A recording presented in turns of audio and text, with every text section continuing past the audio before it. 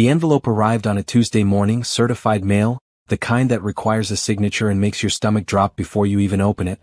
Cameron Hayes stood in his penthouse office on the 42nd floor, staring at the letterhead.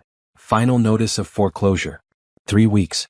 That's all he had left before Hayes Technologies, the company his father built from nothing, the company that employed 300 families, would cease to exist. The irony tasted bitter. Cameron Hayes, the man Forbes called the golden boy of Silicon Valley, the billionaire who'd graced the cover of Tech Innovator magazine just 18 months ago, was about to lose everything. Not because of bad luck or a market crash, but because of his own complacency. While he'd been collecting sports cars and attending charity galas, his competitors had been innovating. While he'd been trusting his executive team blindly, they'd been making decisions that slowly bled the company dry. The numbers on the screen before him were merciless. 12 million in debt. Investors pulling out. Major clients switching to competitors. The revolutionary software that was supposed to save them had failed beta testing so spectacularly that their reputation was in tatters. His lawyers had made it clear. Without a massive influx of capital or a miracle, Hayes Technologies would be liquidated before New Year's Day. Cameron's hands trembled as he read his grandmother's letter for the third time that morning. Evelyn Hayes, the matriarch who controlled the family trust worth $60 million, had one condition for releasing the funds that could save his company. He had to be married by Christmas. Her letter was blunt. You've spent 10 years building a business and 0 years building a life. Money without family is just numbers on a screen. Prove to me you understand what matters and the trust is yours. It was manipulative. It was controlling. It was also his only option. That's when Cameron did something he never imagined he would do. He opened his laptop and typed an advertisement that made his stomach churn. Successful businessman seeking wife for holiday season. Generous compensation. Mutually beneficial arrangement. Serious inquiries only. 2,300 miles away in a cramped studio apartment in Chicago, Gabrielle Thompson sat on her second-hand couch, staring at the same advertisement. Her laptop was balanced on her knees, and her phone showed a bank account with $347 to her name. The eviction notice on her counter gave her 30 days to come up with 3 months back rent or lose the only home she had. Gabrielle wasn't naive. She knew exactly what kind of arrangement this advertisement suggested. But as she looked at her graduate degree in business analytics hanging on the wall, at the stack of rejection letters from companies that said she was overqualified or went with someone who fit their culture better, she felt the weight of desperation settle in her chest. She'd grown up in the foster system. She'd put herself through college working 3 jobs. She'd earned her master's degree with honors. And still, at 32 years old, she was one paycheck away from homelessness because her previous company had downsized and eliminated her entire department. Pride was a luxury she could no longer afford. With shaking fingers, Gabrielle composed a response to the advertisement. She kept it professional, brief, honest about her situation. She hit send before she could talk herself out of it. What neither Cameron nor Gabrielle knew was that this desperate exchange would set in motion events that would save not just the company, but 2 people who had lost faith in the possibility of genuine connection. Have you ever been so desperate that you'd risk everything on a stranger? What would you do if your last chance at survival came from the most unexpected place? Drop a comment below and let me know, and don't forget to subscribe for the rest of this journey. You won't believe what happens when these 2 worlds collide. Cameron Hayes pressed his forehead against the cold glass window of his office, watching the Chicago skyline glitter in the late November darkness. Behind him, his desk was covered in spreadsheets, legal documents, and the shattered remains of what was supposed to be his legacy. Hayes Technologies occupied 3 floors of this building, employed 300 people, and was currently worth less than the furniture in the lobby. How did I let this happen? He muttered to no one. The answer was complicated and simple all at once. He'd inherited a thriving company from his father at 25, rode the wave of early success, and then stopped paying attention. He'd hired expensive executives who made expensive mistakes. He'd approved projects without understanding them. He'd believed his own press releases about being a visionary, when the truth was he'd been coasting on his father's actual vision for a decade. Now, at 35, he was about to learn a very expensive lesson about complacency. His phone buzzed. An email notification. He glanced at the screen and saw it was a response to his advertisement. He'd posted it on 3 different platforms 2 hours ago, half expecting to be flooded with responses from people looking for easy money. Instead, he'd received exactly 4 replies. 3 were clearly scams and 1 was from someone named Gabrielle Thompson. Cameron opened the email. Dear Mr. Hayes, I saw your advertisement and I understand this is an unusual situation. I'm responding because I'm in an unusual situation myself. I recently lost my job as a senior business analyst when my company downsized. I have a master's degree in business analytics from Northwestern, 8 years of experience in corporate restructuring and market analysis, and about 3 weeks before I lose my apartment.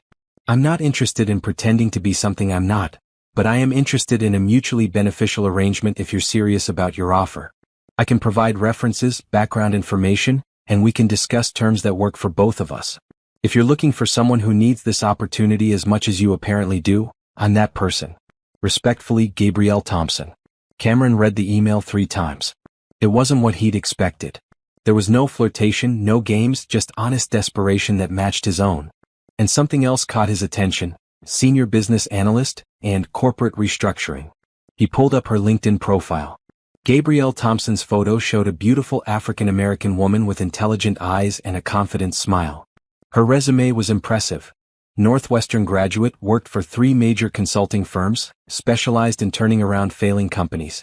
Recommendations from former colleagues praised her analytical mind and innovative thinking. A thought struck him, wild and improbable. What if this arrangement could solve more than just his grandmother's condition? What if he'd accidentally found someone who could actually help save his company? He typed a response. Miss Thompson, thank you for your honest email. I'd like to meet in person to discuss this arrangement. Are you available tomorrow at 2 p.m.? I'm in Chicago as well. I can send a car to pick you up. I should be up front. This situation is complicated and I need someone who can handle complicated. From your resume, it looks like you might be exactly that person. Cameron Hayes. He hit send and immediately felt ridiculous. What was he doing? He was about to invite a complete stranger into his life, into his business, based on a desperate email exchange. His phone rang. His grandmother. Cameron, darling, have you given any thought to my proposal? Evelyn Hayes' voice was warm but firm. I'm working on it, grandmother. Christmas is 3 weeks away. The trust lawyers need documentation of a legal marriage by December 25th, or the funds remain locked until you meet the conditions. I'm not trying to control your life, dear. I'm trying to save you from wasting it. Cameron closed his eyes. I know. Your father would have wanted you to have a partner, someone to share the burden of building something meaningful. Money alone never made anyone happy. Yes, grandmother. I hope you're taking this seriously. I am. I promise. After she hung up, Cameron stared at his email, waiting for Gabrielle's response. It came 10 minutes later. Mr. Hayes, I can be available tomorrow at 2 p.m. I appreciate the offer of a car, but I can make my own way to your office. Please send me the address. I should also be upfront. I don't do complicated well unless I understand all the variables. If we're going to discuss an arrangement, I need complete honesty about what you're expecting. GT. Cameron smiled for the first time in weeks. He sent her the address and then did something he hadn't done in months. He started cleaning his office, organizing the chaos of papers and reports, preparing to meet someone who might be either his salvation or another disaster. Across the city, Gabrielle sat on her couch, staring at the address Cameron had sent. The Hayes Technologies building. She'd read about Cameron Hayes, seen him in magazines, knew his reputation as a young billionaire who'd inherited his success. What she didn't know was why someone like him needed to advertise for a wife. She opened her laptop and started researching. It took less than an hour to piece together the story: failing company, desperate financial situation, and a recent profile piece that mentioned his grandmother's influence over the family trust. The pieces fit together like a puzzle. Gabrielle wasn't sure what she was walking into, but she knew one thing. If Cameron Hayes needed help saving his company, she was probably more qualified than half the people currently working for him. And if he was willing to pay for a temporary arrangement, she could use that time to prove her value in other ways. She pulled out her best interview outfit, a bright red blazer, black slacks, and heels that made her feel powerful. Then she opened her portfolio and started reviewing everything she knew about tech companies in crisis. Tomorrow would either be the beginning of a solution or confirmation that she'd hit rock bottom. Either way, she was going to walk in prepared. That night, neither Cameron nor Gabrielle slept well. Both lay awake wondering if desperation had driven them to make a decision they'd regret, or if sometimes the craziest risks led to the most unexpected rewards. Cameron kept thinking about Gabrielle's email, "I'm that person." Something about those 3 words felt significant, like maybe she wasn't just talking about needing the arrangement, but about being someone who could genuinely help. Gabrielle kept thinking about the company financials she'd found in public records. Hayes Technologies was bleeding money, but the core business model was sound. The problems were fixable if someone was willing to make hard decisions. By the time morning came, both had reached the same conclusion. This meeting was about much more than a holiday arrangement. It was about two people at the end of their ropes, reaching for something that might pull them back from the edge. The question was whether they'd pull each other up or drag each other down. Gabrielle arrived at the Hayes Technologies building at exactly 1:55 p.m. She believed in punctuality, especially when meeting someone who might be her only chance at financial survival. The lobby was impressive. Marble floors, modern art on the walls, a reception desk that looked like it cost more than her car. But she also noticed the subtle signs of a company in trouble. The receptionist looked stressed. Several office spaces on the ground floor sat empty. The energy felt wrong, like everyone was waiting for bad news. "I'm here to see Cameron Hayes," Gabrielle told the receptionist, a young woman with tired eyes and a professional smile. "Your name?" "Gabrielle Thompson." The receptionist's eyebrows rose slightly, the first crack in her professional demeanor. "Of course, Miss Thompson. Mr. Hayes is expecting you. Take the elevator to the 42nd floor. He'll meet you there." As Gabrielle rode the elevator up, she studied her reflection in the polished doors. Her red blazer was bright and professional. Her hair was pulled back in a neat bun. She looked capable, which was exactly the image she wanted to project. This wasn't just about the arrangement Cameron had advertised. This was a job interview, whether he knew it yet or not. The elevator doors opened to a reception area that was somehow both luxurious and chaotic. Through the glass walls, Gabrielle could see people hurrying between offices, phones ringing constantly, the unmistakable energy of crisis management. Cameron Hayes stood waiting for her. He was taller than she'd expected from his photos, with dark hair that looked like he'd run his hands through it too many times and eyes that carried the weight of someone who hadn't slept properly in weeks. He wore an expensive suit, but his tie was loose and his sleeves were rolled up. He looked like money and desperation in equal measure. "Miss Thompson," he said, extending his hand. "Thank you for coming." "Mr. Hayes." His handshake was firm, his palms slightly sweaty. "Nervous?" "Good." That meant he was taking this seriously. "Please come to my office. Can I get you anything? Coffee, water?" "Water would be great, thank you." Cameron's office was corner suite with floor-to-ceiling windows offering a stunning view of Chicago. But Gabrielle's attention was immediately drawn to his desk, which was covered in financial documents, spreadsheets, and what looked like confidential reports. Years of professional training made her eyes automatically scan the visible numbers. Revenue projections, investor withdrawal notices, debt obligations. "I apologize for the mess," Cameron said, moving to gather the papers. "It's been a difficult few weeks." $12 million in debt, Gabrielle said quietly, reading an upside-down spreadsheet. "Projected losses of another $8 million by Q2 if the current trend continues. 3 major investors pulling out and..." She tilted her head, reading another document. "You're about to lose your biggest client to a competitor." Cameron froze, papers in his hands. "How did you?"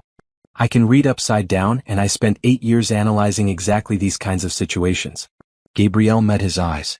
"Mr. Hayes, before we discuss the arrangement you advertised, I need to know something. Is your company failing because of market conditions, or because of internal problems?" For a long moment, Cameron just stared at her. Then, slowly, he set the papers down and laughed, a sound that was more exhaustion than humor. "You know, I expected this meeting to be about negotiating compensation for a temporary marriage. I did not expect to be discussing my company's imminent collapse with a stranger in the first 5 minutes." "Is it internal problems?"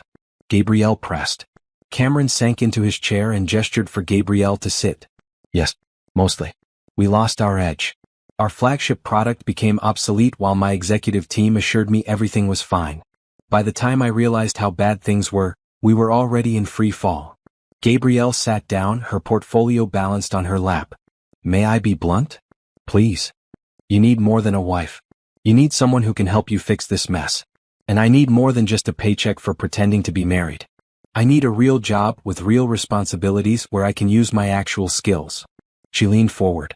"So here's what I'm proposing. I'll agree to your arrangement, whatever your reasons are for needing a wife by Christmas. In exchange, you hire me as a business consultant and let me do a complete analysis of your company. If I can find a way to save it, you pay me what I'm worth. If I can't, we part ways after the holidays, no harm done." Cameron looked at her like she'd grown a second head.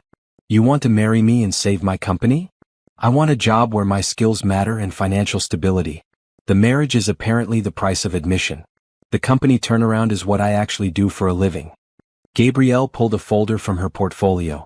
I brought my resume, references, and 3 case studies of companies I helped restructure. You can verify everything I've said. Cameron took the folder, but he didn't open it. He kept looking at Gabrielle like he was trying to solve a puzzle. Why would you help someone you don't know? Because I'm 3 weeks away from homelessness, and I'd rather earn my way out of that situation by doing what I'm good at than by pretending to be someone's wife for appearances. Gabrielle's voice was steady. Also because from what I can see on your desk, your company is salvageable. You don't have a product problem, you have a positioning problem. That's fixable. You can tell that from reading my documents upside down for 30 seconds? I can tell that from 20 minutes of research last night and 30 seconds of seeing your current financial structure. Gabrielle pulled out her laptop. Do you want me to show you? Cameron nodded, still looking stunned. For the next 45 minutes, Gabrielle walked him through her preliminary analysis. She'd pulled Hayes Technologies' public filings, market analysis reports, and competitor data. She showed him exactly where his company had lost ground. Not in innovation but in customer retention and market positioning. His products were actually good. His team just didn't know how to sell them to the right clients anymore. You're spending millions on R&D for products nobody asked for, Gabrielle said, pointing to a chart on her screen. Meanwhile, your core customer base is jumping to competitors who offer inferior products but better customer service and integration support. You're solving tomorrow's problems while ignoring today's needs. Cameron's face had gone from skeptical to intensely focused. So what would you do? First, I'd restructure your product teams.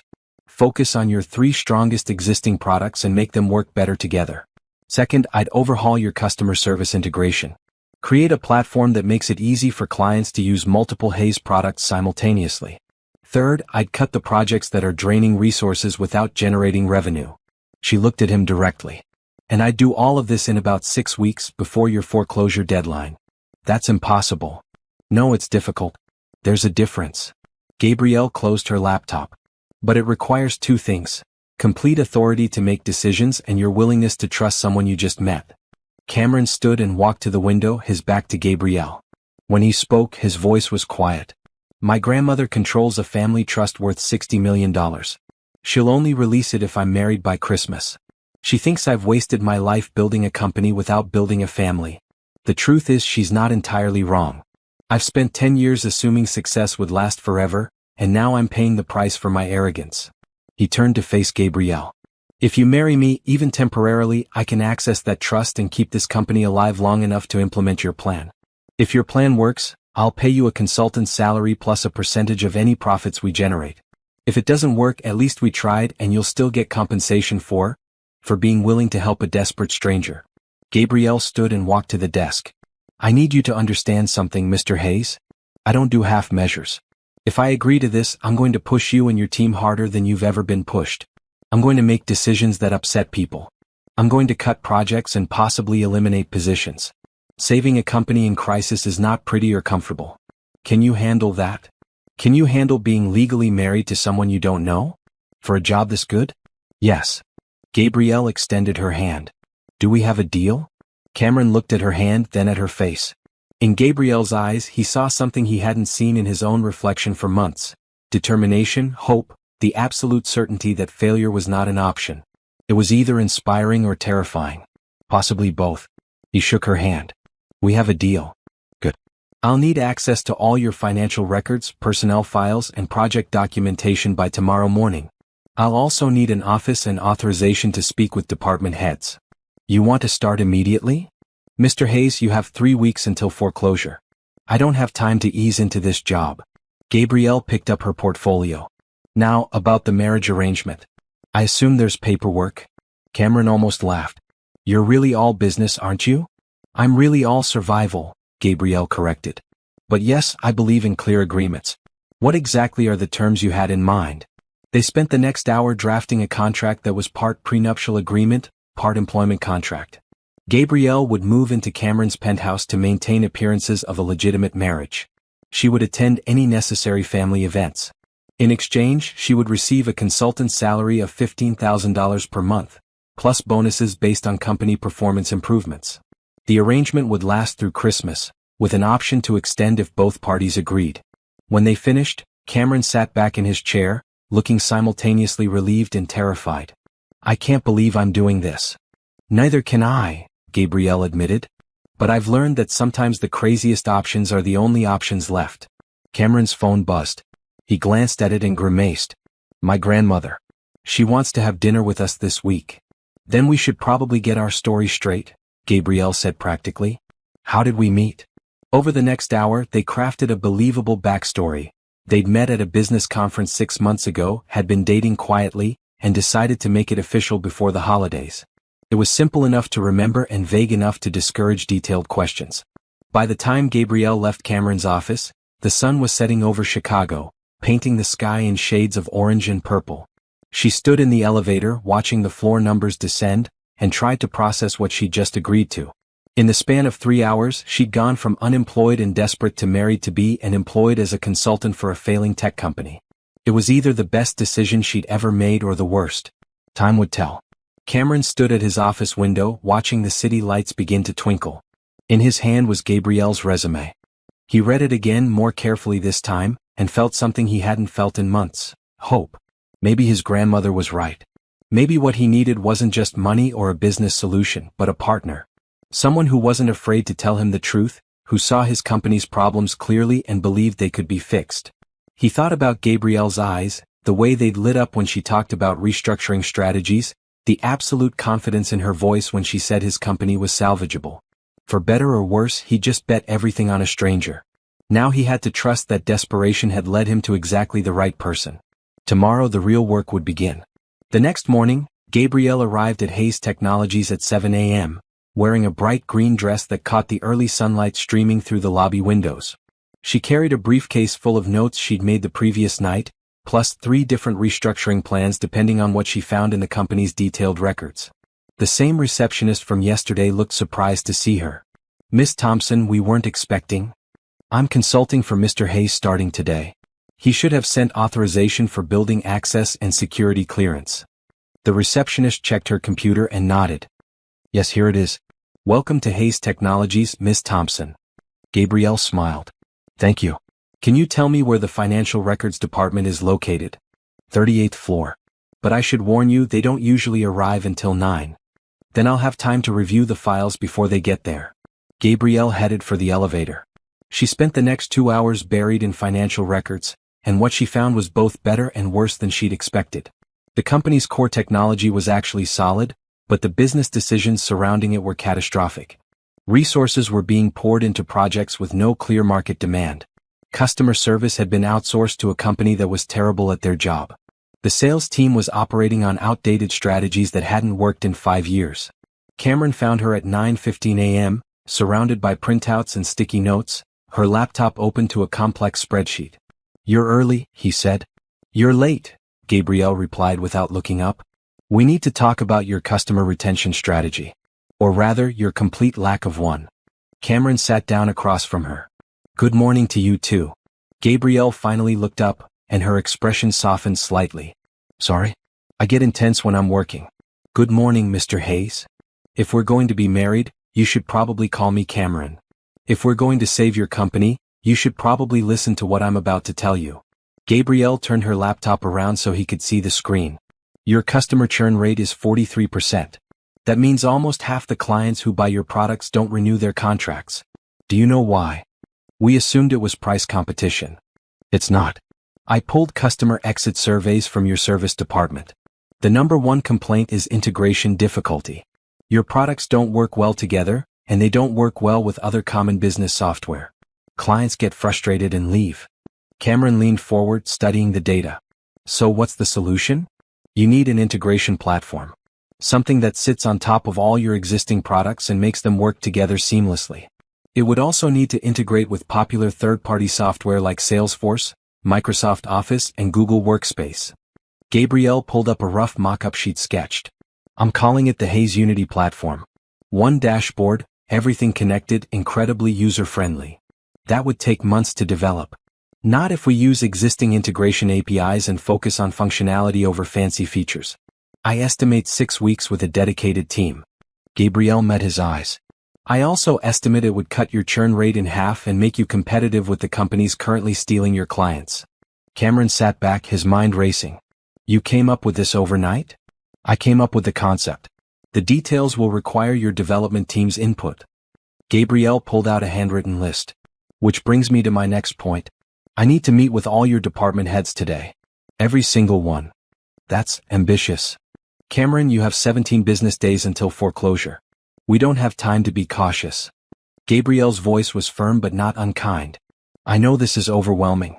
But you hired me to save your company, and that means we need to move fast and decisively. Before Cameron could respond, his phone rang. His grandmother again. Take it, Gabrielle said. I'll start scheduling the meetings. Cameron answered. Good morning, grandmother. Cameron, darling, I heard you have a new consultant starting today. A woman named Gabrielle Thompson? Cameron shot Gabrielle a look. How did you? I still have friends on your board, dear. They're concerned you're making impulsive decisions. Gabrielle is highly qualified. She's exactly what the company needs right now. I'm sure she is. I'd like to meet her. Dinner tonight, my house. I'll expect you both at 7. It wasn't a request. After the call ended, Cameron looked at Gabrielle apologetically. My grandmother wants to meet you tonight. That makes sense. She's the one holding the trust fund. Gabrielle made a note on her calendar. We'll need to be convincing. About the engagement? About everything. Your grandmother is clearly smart. She's going to see through any obvious lies. Gabrielle closed her laptop. We should probably spend some time today getting to know each other. Basic facts, family history, things a real couple would know. Over lunch. Over work. We can multitask. Gabrielle stood. Come on. Time to meet your department heads and figure out which ones are part of the solution and which ones are part of the problem. The rest of the day was a whirlwind.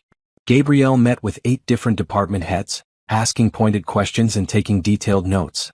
Some were receptive to her ideas. Others were defensive and dismissive. By 4 p.m., Gabrielle had a clear picture of the company's internal dynamics and a list of people who would need to be replaced or reassigned. She presented her findings to Cameron in his office. Your VP of Product Development is actively sabotaging efficiency, she said bluntly. He's protecting his pet projects instead of focusing on what the company needs. Your head of customer service is overwhelmed and undersupported. And your CFO is hiding the real numbers from you because he doesn't want to admit how bad things are. Cameron's face went pale. You're saying my executive team is lying to me? I'm saying they're protecting themselves instead of the company. It's common in failing businesses. People get scared and start making decisions based on self-preservation rather than company health. Gabrielle softened her tone. This isn't your fault, Cameron. But it is your responsibility to fix it. What do you recommend? Replace the VP of Product Development immediately. Promote your head of customer service and give her the resources she needs. And have a very serious conversation with your CFO about transparency. Cameron stood and paced to the window. If I fire my VP, the board will have questions. Then give them answers. Show them my restructuring plan. Explain that you're making necessary changes to save the company. Gabrielle walked over to stand beside him. I know this is hard. But you asked me to help, and this is what help looks like. Sometimes you have to make people uncomfortable to create real change. Cameron looked at her reflection in the window. You're very certain about all of this. I'm certain that doing nothing guarantees failure. Making hard choices at least gives you a chance at success. She turned to face him directly. Do you trust me? It was a loaded question, given they'd known each other less than 24 hours. But Cameron found himself nodding. I do. Which is either very smart or very foolish. Let's hope it's smart. Gabrielle checked her watch. We should leave soon for your grandmother's dinner. Do I need to change? Cameron looked at her green dress. You look professional. My grandmother values substance over style anyway. Good.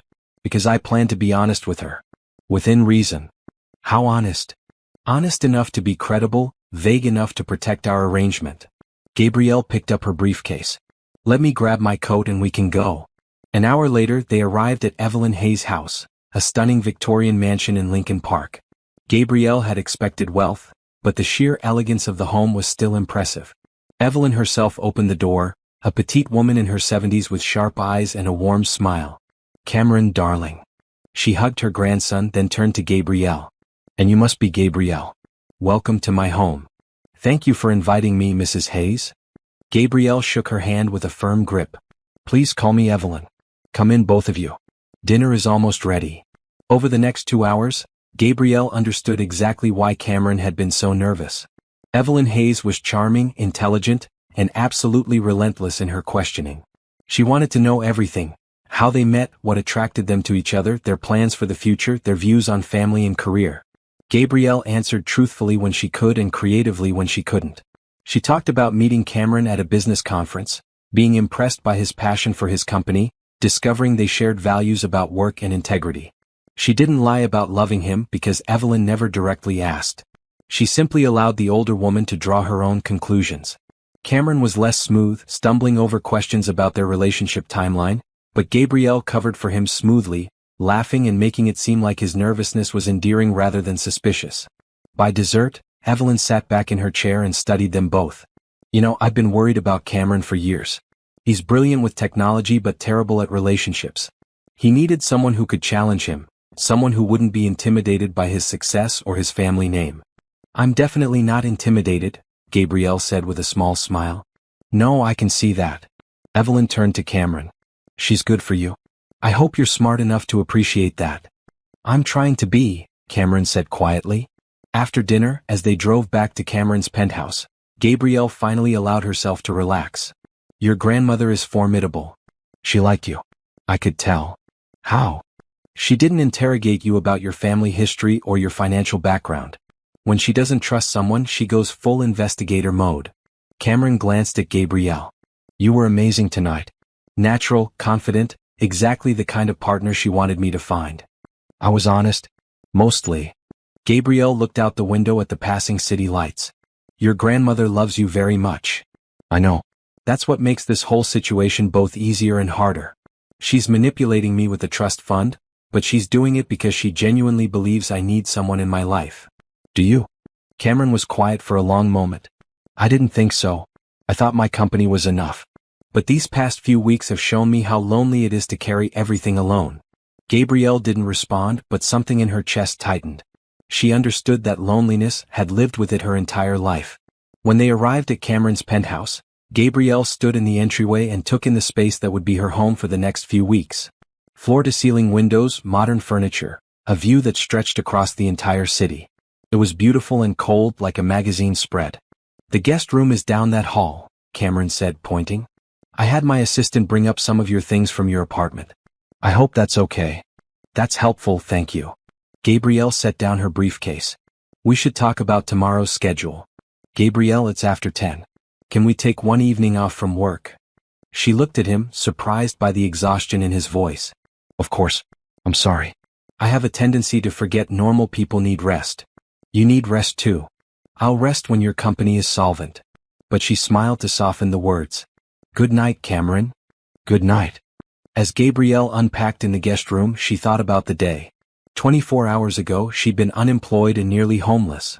Now she was engaged to a billionaire and employed as a consultant for a failing tech company. It was surreal and terrifying and oddly exhilarating. She pulled out her laptop and started working on a detailed implementation plan for the Unity platform. Sleep could wait.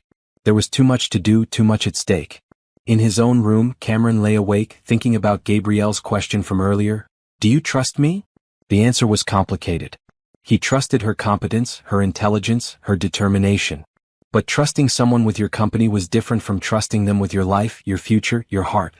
And yet, watching her tonight with his grandmother, seeing her navigate difficult questions with grace and honesty, he'd felt something unexpected: gratitude.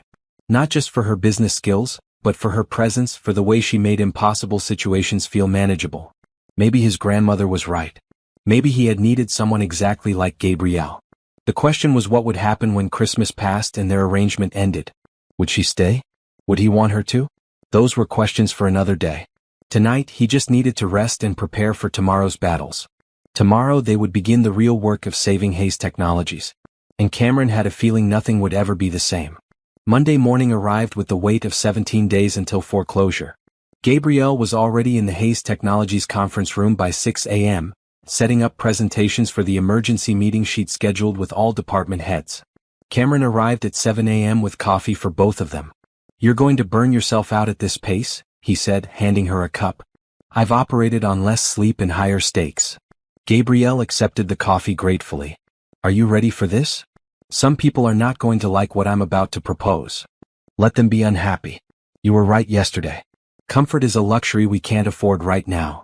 At 8 a.m. sharp, 12 department heads filed into the conference room, their expressions ranging from curious to hostile. Gabrielle stood at the front of the room in a bright blue blazer, her posture confident despite the skeptical audience. Thank you all for coming, she began. I'm Gabrielle Thompson, and I've been hired as a consultant to help restructure this company's operations. I've spent the past 3 days analyzing your financials, market position, and internal processes. What I'm about to present is not open for debate. These changes are necessary for Hayes Technologies to survive past Christmas. The room erupted in murmurs, but Gabrielle continued without acknowledging them. First, effective immediately, we're canceling 7 active development projects. She displayed the list on the screen behind her. These projects have consumed over $4 million in resources over the past 18 months and have generated zero revenue. The teams assigned to these projects will be reassigned to our new priority initiative. You can't just cancel our work, interrupted the VP of Product Development, a man named Richard Carlson. Those projects represent years of research. Those projects represent years of research into products nobody wants to buy, Gabrielle corrected calmly. Your job is to develop profitable products, not interesting experiments. Cameron, do you want to explain the financial reality to your team? Cameron stood. We have 17 days until the bank forecloses on this company. Without dramatic changes, 300 people will lose their jobs right before Christmas. Gabrielle's plan gives us a chance to avoid that outcome. I'm choosing to take that chance. The room went silent. Gabrielle continued. Second, we're launching a new integration platform called Hayes Unity. This platform will connect all our existing products and integrate with major third-party software. Development begins today and we have 6 weeks to deliver a working beta. I'll be leading this project personally. She clicked to the next slide, showing preliminary designs and technical specifications she'd worked on through the night. Third, we're restructuring customer service. The outsourcing contract is being terminated today. We're bringing customer service in-house and staffing it with people who actually understand our products. Jennifer Chin, you're being promoted to VP of Customer Experience with authority to build your team however you see fit. Jennifer Chin, a woman in her early 40s who'd been sitting quietly in the corner, looked shocked. Miss Thompson, I appreciate the confidence, but I've never managed at that level. You've been managing a dysfunctional outsourced team for 2 years and still maintaining a 73% customer satisfaction rate. That tells me you're exactly the person we need. Gabrielle met her eyes. Do you accept the position? Jennifer glanced at Cameron, who nodded encouragingly. Yes, thank you. Fourth, Gabrielle continued, we're implementing a hiring freeze except for critical positions directly related to Unity platform development and customer service. Any exceptions must be approved by me and Cameron personally. Richard Carlson stood up, his face red. This is outrageous. You've been here 3 days and you think you can just dismantle everything we've built? I've been here 3 days, which gives me the advantage of seeing clearly what you've been too close to notice. This company is failing because of poor decision-making at the executive level. Including yours. Gabrielle's voice was steel. Your pet projects have drained resources while customer satisfaction has plummeted. That ends today. Cameron, are you going to let her talk to me like this? Cameron stood again and his voice was quiet but firm. Richard, Gabrielle is speaking the truth. I've been reviewing the numbers and your department has the worst ROI in the company. If you can't support the changes we're making, I'll need your resignation. The room was utterly silent. This was unprecedented. Cameron Hayes never confronted his executives publicly. He'd always been the conciliator, the one who avoided conflict. Richard stared at Cameron for a long moment, then grabbed his briefcase. Fine. You want my resignation? You have it. Good luck saving this sinking ship. He stormed out. After the door slammed, Gabrielle calmly clicked to her next slide. Anyone else have concerns about the restructuring plan? No one spoke. Excellent. Let's talk about implementation timelines. For the next 2 hours, Gabrielle walked the team through detailed plans for each initiative. She assigned responsibilities, set deadlines, and made it clear that failure was not an option. By the time the meeting ended, half the room looked energized and half looked terrified. Jennifer Chin approached Gabrielle afterward. That was the most intense meeting I've ever attended. It's about to get more intense. I need you to audit our current customer service processes and give me a complete report by tomorrow morning. Then we're going to rebuild your department from scratch. Tomorrow morning? We have 17 days, Jennifer. If that's too fast for you, I need to know now. Jennifer straightened her shoulders. It's not too fast. I'll have the report ready. As people filed out, Cameron and Gabrielle were left alone in the conference room. You just made a lot of enemies, Cameron said. I just saved a lot of jobs. They'll thank me later. Gabrielle started gathering her materials. How do you feel about Richard's resignation? Relieved, honestly. He's been undermining progress for months, but I didn't have the courage to fire him. Now you didn't have to. He fired himself. Gabrielle looked at Cameron seriously. This is going to get harder before it gets easier. Are you prepared for that? With you leading the charge? I think so. Over the next week, Hayes Technologies transformed into a pressure cooker. Gabrielle assembled a team of the company's best developers and tasked them with building the Unity platform. She personally interviewed every customer service representative and hired 15 new team members. She restructured the sales department to focus on retention instead of acquisition. Cameron watched in amazement as Gabrielle worked 16-hour days, somehow managing to be everywhere at once. She reviewed code with developers, strategized with the sales team, and personally called major clients to explain the company's new direction. She was relentless, demanding, and absolutely brilliant. But he also noticed the toll it was taking. Dark circles appeared under her eyes. She skipped meals. One night, he found her asleep at her desk at 2 a.m., still clutching a report. Gabrielle, he said gently, touching her shoulder. You need to sleep in a bed, not at a desk. She jerked awake, disoriented. What time is it? Too late. Come on. He helped her to her feet. Your brain needs rest to function properly. There's too much to do. There will still be too much to do tomorrow. Right now you need sleep. He walked her back to the penthouse and insisted she go straight to bed. As he turned to leave, she caught his hand. Cameron, thank you. For what? For trusting me. For letting me do what needs to be done, even when it's uncomfortable. He squeezed her hand gently. Thank you for caring enough about this company to push yourself this hard. After she was safely in her room, Cameron stood in his kitchen, thinking about how much had changed in just 1 week. His company was still in crisis, but for the first time in months he felt like they had a real chance at survival. And Gabrielle, the stranger who'd come into his life out of mutual desperation, was becoming someone he couldn't imagine working without. Her intensity, her intelligence, her absolute refusal to accept failure, these weren't just business qualities. They were the qualities of someone who fought for what mattered, who didn't give up when things got hard. He thought about their arrangement, about the marriage that was supposed to be temporary and transactional. Somewhere in the chaos of the past week, it had started feeling like something more. Not romance, not yet. But partnership. Real partnership. The question that kept Cameron awake that night was simple and terrifying. What would happen when Christmas passed and their reasons for staying together disappeared? Would Gabrielle stay because she wanted to, or would she leave because their contract was complete? He didn't know the answer. But he was starting to realize he very much wanted her to stay. 10 days until Christmas. 9 days until foreclosure. The clock was ticking louder every day. The Hayes Unity platform was taking shape faster than anyone had believed possible. Gabrielle's team worked around the clock, fueled by the knowledge that failure meant unemployment for everyone. But they were still weeks away from a functional beta, and Cameron's bank was not known for granting extensions. That's when Gabrielle came to Cameron with a new problem. Your grandmother's lawyer called. They need proof of marriage by December 25th to release the trust funds. A marriage license isn't enough. We need to actually get married. Cameron looked up from the code review he'd been attempting to understand. When? This week. Preferably tomorrow if we can get the license processed in time. Tomorrow? Cameron, we don't have time to plan a big wedding. We barely have time to fill out the paperwork. Gabrielle sat down across from him. I know this is awkward, but we need those trust funds to keep operating. Without them, even if we finish the Unity platform, we won't survive long enough to sell it. Cameron rubbed his face. You're right.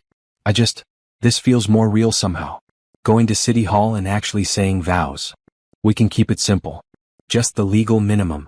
Gabrielle's voice was practical, but Cameron noticed she was fidgeting with her pen, a sign she was more nervous than she was letting on. My grandmother will want to be there. Then we invite her. Anyone else? Cameron thought about it. No. The fewer people who know the details of our arrangement, the better.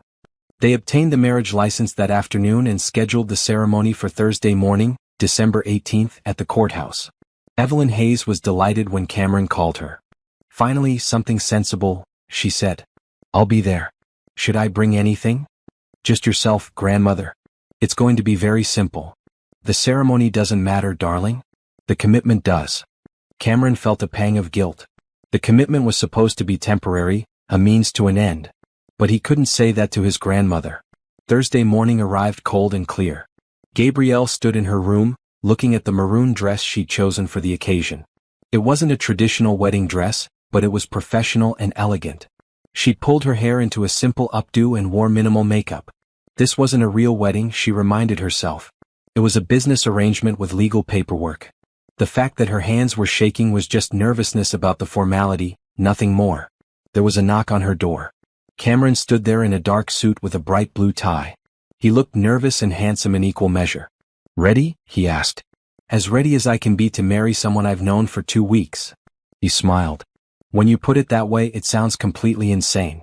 "It is completely insane. But it's also necessary, so here we are." They drove to the courthouse in silence, both lost in their own thoughts.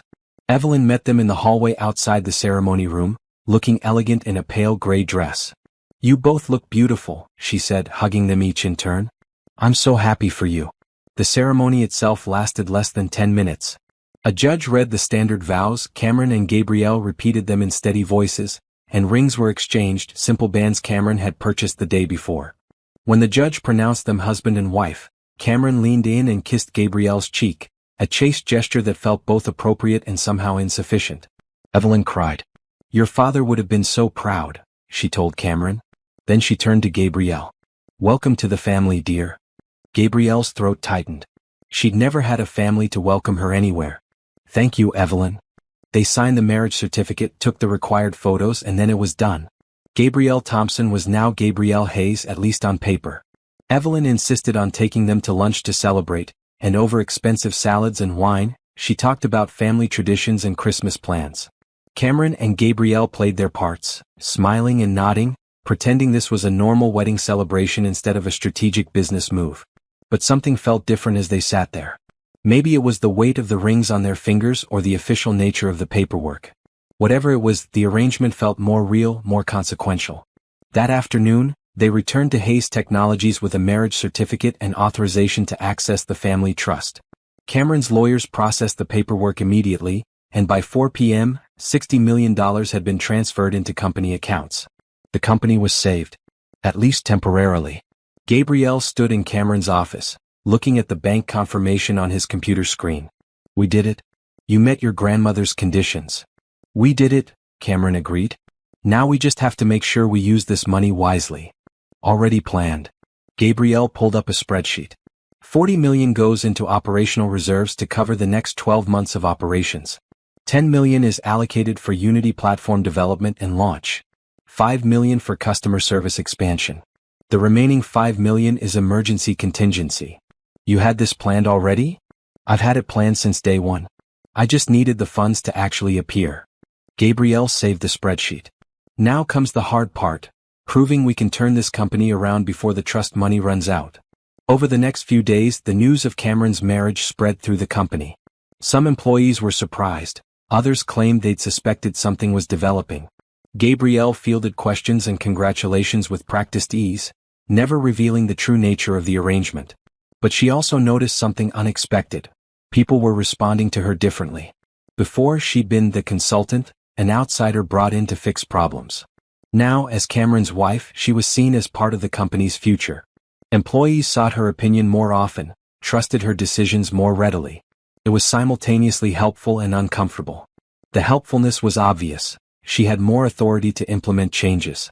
The discomfort came from the lie underlying it all. These people thought she and Cameron were building a life together when really they were just business partners with a legal contract. 1 week before Christmas, Gabrielle made a breakthrough. She'd been working with the development team late into the night when suddenly, the Unity platform integrated successfully with all 3 major business software platforms. It worked. The beta was functional, stable, and genuinely impressive. She ran to Cameron's office, where he was reviewing sales projections. "It works," she said, slightly breathless. Cameron, the Unity platform actually works. He stood immediately. Show me. They spent the next hour testing every feature, integration point, and user interface element. The platform was elegant and powerful, exactly what Gabrielle had envisioned. More importantly, it solved the exact problem that had been driving customers away: integration complexity. This is incredible, Cameron said, genuinely amazed. Gabrielle, this could change everything. It will change everything. But only if we can get clients to try it. She pulled up a contact list. We need a major company to serve as a proof of concept. Someone whose endorsement will convince other clients to give us a chance. Do you have someone in mind? TechForward Corporation. They're one of the biggest players in the industry, and they recently announced they're seeking new vendor partnerships. If we can land them as a client, everyone else will follow. Cameron's expression turned skeptical. TechForward is notoriously difficult to work with. Their CEO, Patricia Morrison, turns down 90% of pitches. Then we'll be in the 10% she accepts. Gabrielle's eyes were bright with determination. I've been researching their needs. They have a massive customer service problem across 17 different divisions. Our Unity platform could solve that in one implementation. You want to pitch to them? I want to pitch to them this week, before Christmas, while we still have momentum and their decision makers are available. Cameron looked at this woman who'd become his wife, this force of nature who refused to accept impossible as an answer. Okay, let's do it. But I'm coming with you. I wouldn't want it any other way. They spent the next 2 days preparing the most important presentation of their lives. Gabrielle crafted a pitch that focused not on Hayes Technologies' history, but on TechForward's specific pain points and how the Unity platform addressed each one. Cameron contributed technical details and financial projections. They practiced until they could deliver the entire presentation without notes, anticipating every possible objection, preparing for every question. On December 23, 2 days before Christmas, they walked into TechForward's headquarters dressed in matching bright blue business attire. Patricia Morrison, a woman in her 50s with steel gray hair and sharp eyes, greeted them in a conference room that overlooked downtown Chicago. Mr. Hayes, Ms. Hayes, I understand you have a solution to my integration problems. Her tone made it clear she'd heard that promise before and remained skeptical. Mrs. Morrison, we have a solution to your integration problems because we had the same problems ourselves, Gabrielle began. 6 months ago, Hayes Technologies was hemorrhaging clients because our products didn't work well together. We were good at individual solutions but terrible at comprehensive systems. Does that sound familiar? Patricia's expression shifted slightly. Continue. For the next hour, Gabrielle and Cameron delivered their pitch flawlessly. They showed live demonstrations of the Unity platform integrating complex business systems. They presented case studies from Hayes Technologies' own customer service improvements. They answered every technical question Patricia asked with confidence and clarity. By the end, Patricia Morrison was leaning forward in her chair, actually interested. This is impressive, she admitted. But Hayes Technologies isn't exactly stable. Why should I trust my company's integration to a vendor that was on the verge of bankruptcy 3 weeks ago? Cameron answered before Gabrielle could. Because we understand what's at stake better than any stable company ever could. We built this platform out of desperation and determination. We tested it on our own operations first. And we're offering you something no stable vendor would. If the implementation fails, we refund every penny and pay your costs to transition to another solution. Patricia's eyebrows rose. That's a significant risk. It's a risk we're willing to take because we know our platform works. Cameron glanced at Gabrielle. My wife built this system. I trust her vision completely. The way he said, my wife, made something flutter in Gabrielle's chest. It sounded almost real. Patricia was silent for a long moment, then she nodded. I'll give you a trial. Implement the Unity platform for one of my smaller divisions. You have 3 weeks. If it performs as promised, we'll discuss a company-wide contract. Gabrielle and Cameron exchanged a look of barely controlled excitement. We accept, Gabrielle said immediately. Thank you, Mrs. Morrison. As they left the building, Cameron grabbed Gabrielle's hand and squeezed it. We did it. We did it, she agreed, squeezing back. Then she realized they were still holding hands and gently pulled away. Sorry? Got caught up in the moment. Don't apologize. That was the best moment I've had in months. That evening, as they prepared for Christmas Eve dinner at Evelyn's house, Gabrielle found herself thinking about Cameron's words to Patricia Morrison. I trust her vision completely. He'd said it with such conviction, such certainty. When had their arrangement shifted from transactional to genuine partnership? When had Cameron started looking at her like she was essential instead of convenient? And more frighteningly, when had she started caring what he thought of her beyond professional respect? These were dangerous thoughts for a temporary arrangement. But as Gabrielle looked at her reflection in the mirror, at the ring on her finger and the subtle happiness in her eyes, she couldn't quite convince herself that temporary was what she wanted anymore. Christmas Eve morning dawned bright and cold, and Cameron woke to find Gabrielle already working in the living room, her laptop balanced on her knees and papers spread across the coffee table. "It's Christmas Eve," he said, bringing her coffee. "Normal people take the day off. We're not normal people. We're people who just committed to implementing a complex platform for a major corporation in 3 weeks." Gabrielle accepted the coffee gratefully. "Thank you. I'm mapping out the implementation timeline for Tech Forward." Cameron sat beside her, looking at her meticulously color-coded spreadsheet. "You've been up all night, haven't you?" "Most of it. I couldn't sleep. My brain kept running through possible obstacles and solutions." She rubbed her eyes. "We need to start the Tech Forward implementation the day after Christmas. That means I need to have a complete project plan ready by tomorrow." "Gabrielle, even you need rest." "I'll rest when this is done." But she leaned back against the couch, allowing herself a moment of stillness. "What time do we need to be at your grandmother's?" "Dinner's at 6, but she wants us there by 4 for drinks and conversation. So I have 7 hours to finish this plan. Or you could take a break, eat breakfast, maybe even enjoy the holiday a little bit." Gabrielle looked at him with exhausted eyes. "I don't really do holidays. They were always difficult when I was in foster care, and as an adult I usually just worked through them. It's easier that way." Cameron felt something twist in his chest. "You've never had a real Christmas?" "Define real." "I've had Christmases. Just not the warm, family kind you see in movies." She shrugged. "It's fine. I'm used to it." "Well, you're having a real Christmas this year. My grandmother goes all out. Decorations, presents, enough food to feed an army. She'll be heartbroken if we show up and you look like you've been working instead of celebrating." "Cameron, please. Just this once, let me give you something besides work and stress." Gabrielle met his eyes and saw genuine concern there, maybe even care. "Okay, I'll take a break. But I'm bringing my laptop to your grandmother's in case I need to work on something." "Deal." They spent the morning preparing, and Cameron insisted on taking Gabrielle shopping for a Christmas gift for his grandmother. At a small boutique, Gabrielle found a beautiful scarf in soft blue wool. As Cameron paid for it, the sales clerk smiled at them. "You two make a lovely couple. How long have you been married?" 6 days, Cameron answered, and Gabrielle tried not to laugh at the truth of it. "Newlyweds. How sweet. Merry Christmas to you both." As they walked out, shopping bag in hand, Gabrielle said quietly, "Does it bother you? Lying to people about our relationship?" Cameron was quiet for a moment. "It bothered me at first. Now I'm not sure what we're lying about anymore." "What do you mean?" "I mean we're legally married. We live together. We're building a business together. We spend more time together than most married couples." He stopped walking and turned to face her. "The only thing missing is romance. And honestly, I'm not sure that's required for a successful marriage anyway." Gabrielle didn't know how to respond to that. She settled for changing the subject. "We should get back. I still need to finish that project plan." But she thought about his words for the rest of the day. What were they exactly? Business partners who happened to be legally married? Friends with a shared goal? Something more complicated that neither of them wanted to define? That evening, they arrived at Evelyn's house to find it transformed into a winter wonderland. Lights twinkled in every window, a massive tree dominated the living room, and the smell of roasting turkey filled the air. "Merry Christmas, my dears," Evelyn said, hugging them both. "Gabrielle, you look tired. Have you been working too hard?" "Always," Cameron answered for her. "I keep telling her to rest."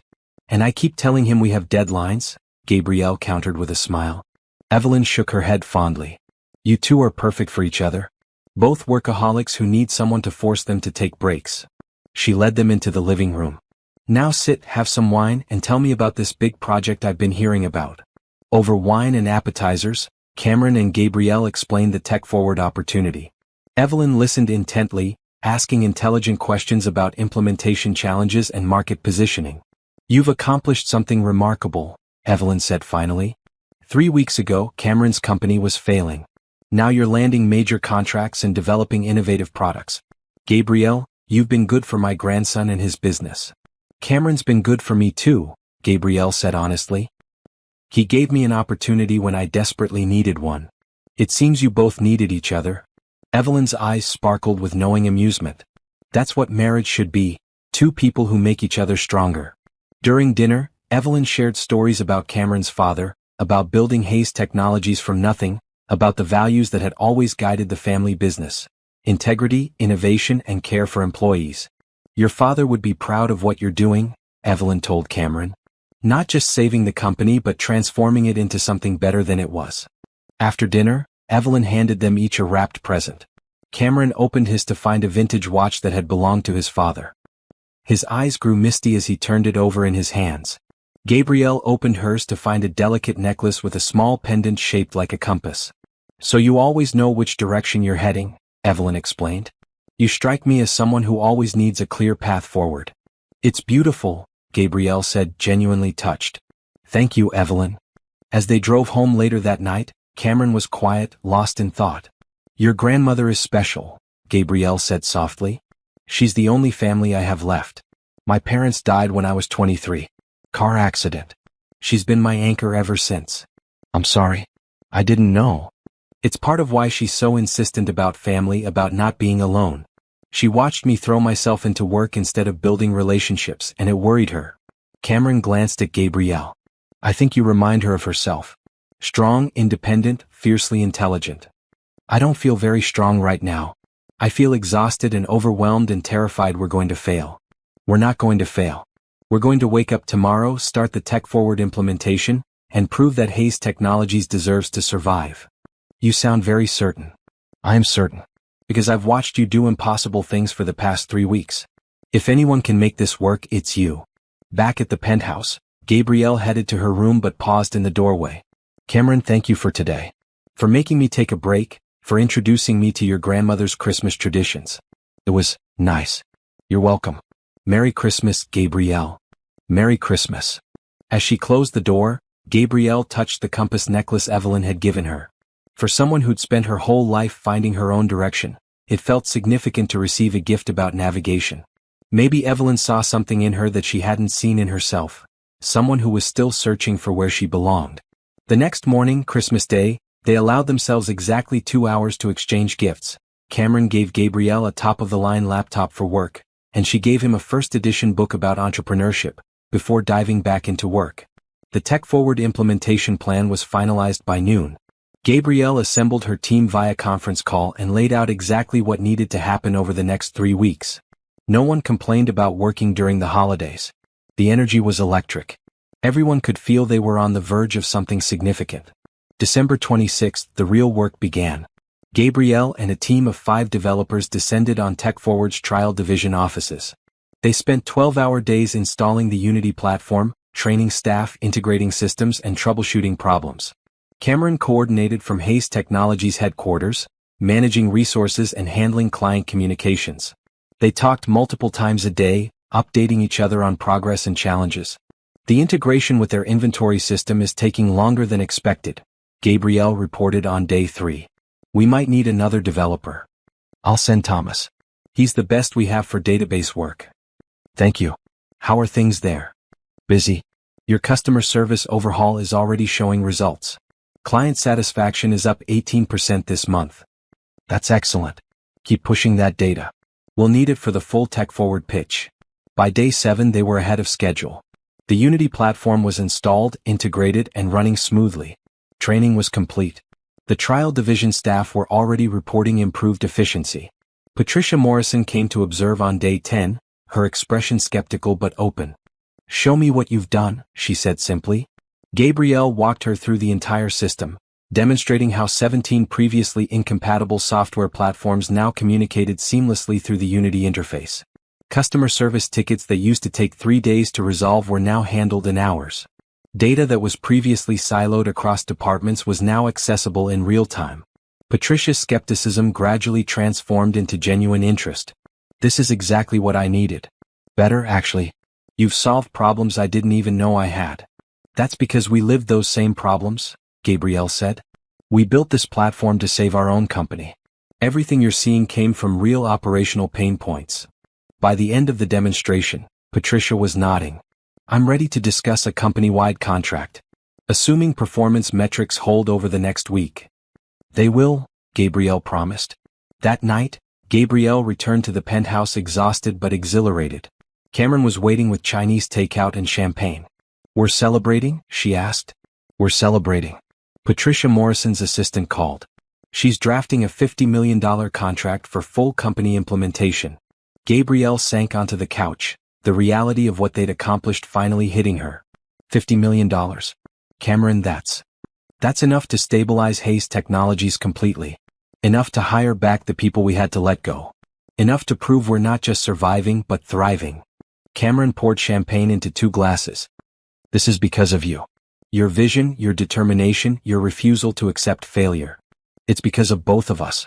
You gave me the opportunity and the authority to implement these changes. You trusted me when you had every reason not to. They clinked glasses and for a moment, their eyes met and held. Something passed between them, unspoken but significant. Gratitude, respect, and something deeper that neither was ready to name. To partnerships, Cameron said softly. To second chances, Gabrielle countered. They drank, and then Gabrielle asked the question that had been bothering her for days. What happens after the tech-forward contract is signed? What do you mean? Our arrangement was through Christmas. Christmas has passed. The company is saved. What happens to us? Cameron set down his glass. What do you want to happen? I asked first. Fair enough. He took a breath. I want you to stay. Not because of our contract, but because you're the best thing that's happened to this company in years. Because I can't imagine running Hayes Technologies without you. Because somewhere in the past 3 weeks, you became more than just a consultant or a convenient wife. You became essential. Gabrielle's heart was pounding. Cameron, I'm not asking for romance or promises about the future. I'm asking if you'll stay because this partnership works. Because we make each other better at what we do. Because maybe sometimes the best relationships start from practical necessity and grow into something real. This is real to you? Isn't it real to you? Gabrielle thought about the past 3 weeks. The late nights working together, the way they'd learned to anticipate each other's thoughts, the growing comfort of coming home to someone who understood the pressure and the passion. It was real. More real than any relationship she'd had that started with romance and faded when real life got complicated. It's real to me, she admitted. But I don't know what that means. We got married for business reasons. Everything we've built together has been about saving your company. How do we know it's not just proximity and shared goals? We don't, Cameron said honestly. But I think it's worth finding out. Stay. Work with me. Let's see what this becomes when we're not just surviving, but actually building something together. Gabrielle wanted to say yes. Every logical part of her brain screamed yes. But the part of her that had learned not to trust, the part that had survived foster care and rejection and disappointment, hesitated. Can I think about it? She asked. Of course. Take all the time you need. But they both knew time was a luxury neither of them was comfortable with. Decisions needed to be made. The question was whether they'd make them together or separately. The week between Christmas and New Year's was a blur of activity. The Tech Forward Trial Division reported a 43% increase in customer satisfaction within the first week of Unity platform implementation. Sales team efficiency improved by 37%. Data accessibility issues that had plagued the division for years were resolved almost overnight. Patricia Morrison called Cameron personally on December 30th. I'm ready to move forward with a full company implementation, she said without preamble. $50 million for a 3-year contract with performance bonuses if you maintain satisfaction metrics above 85%. My lawyers are drafting the paperwork now. Cameron had to sit down. $50 million.